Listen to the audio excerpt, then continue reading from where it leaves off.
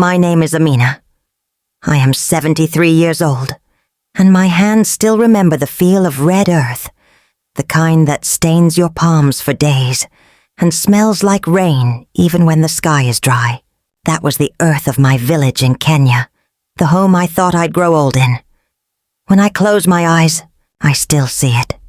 Our little mud house with a tin roof that sang every time the rain fell. My husband, Musa, fixing it with his hammer while the children laughed and chased chickens around the yard. Life was simple but full. Musa worked as a mechanic at the roadside shop.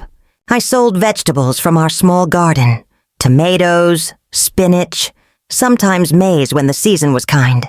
We had 3 children, Asha, the eldest, and my pride, Samir, always quiet, always dreaming, and little Layla, who was only 5 then, the one who still called the stars fireflies of heaven.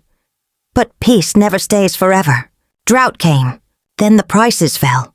The little we earned began to disappear like water in sand. The nights grew heavier, not because of darkness, but because of silence. One night, Musa said the words I'd feared for months. "Amina, we can't survive here anymore. My cousin in England says there's work there. Real work." It sounded like a word from someone else's story. He wanted to leave to save the family. I wanted to stay to save our roots. But mothers learn that love is not about holding on. Sometimes it's about letting go. So we sold the house, the garden, even the little radio that played our wedding song. We packed our clothes in 2 suitcases and kissed the red earth goodbye. I remember my mother's last words as we boarded the bus to Nairobi. "Go, Amina. Take your children where the sun still rises, and don't forget to come back when it sets." England was nothing like home. The first time we stepped out of Heathrow Airport, the wind bit through our thin jackets like tiny knives. The air smelled different, cold, sharp, strange. We lived in a small 1-room flat in the city. The walls were damp, the neighbors spoke too fast, and the sky was always gray. Musa found work in a factory. I cleaned offices at night. Our children went to school, where their accents made them targets for laughter. Layla came home crying, saying, "Mama, they said I sound funny." I told her, "My child, your voice carries the sound of our home. That is something to be proud of." But truthfully, I cried later, quietly, into my scarf. There were days we ate only rice and tea, days when Musa's hands cracked from cold and factory oil. But there were also days when laughter returned, when Samir got his first A in school, or when Asha learned to make chapati just like me. At night, after the children slept, Musa and I would sit by the window and talk about the stars. He'd say, "Maybe they look the same here as back home." And I'd answer, "No, love. Back home they were brighter, because we had less to lose." Still, we kept going, because that's what families do. Years passed.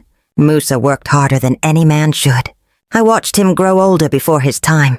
His back bent like the branches of an old tree. But every time he saw our children studying, his eyes would shine. Asha went to university. Samir won a scholarship. Layla wanted to become a nurse.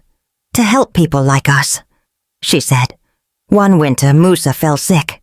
The doctor said it was his lungs. Too many years in the cold. Too much factory dust. He looked at me from his hospital bed and whispered, "Promise me one thing, Amina. No matter what happens, don't let the children forget where we came from." I promised. He smiled and said, "Then I can rest." That night the stars were hidden. The sky refused to shine. Musa never came home again. I thought our family would fall apart after Musa's death, but somehow his spirit held us together. Asha became the head of the house. She worked and studied, taking care of her siblings and me. Samir started tutoring younger students, and Layla volunteered at a care home on weekends. Every month we saved a little, just a few pounds. For years we dreamed of something small but sacred, a house of our own. One summer, 15 years after leaving our village, we did it. We bought a little brick house on Maple Street, a quiet place with a small garden. The day we moved in, Layla brought a small bag of red soil she'd kept from Kenya. She sprinkled it in the garden and said, "Now, we've brought home here." I cried that day, not from sadness but from gratitude.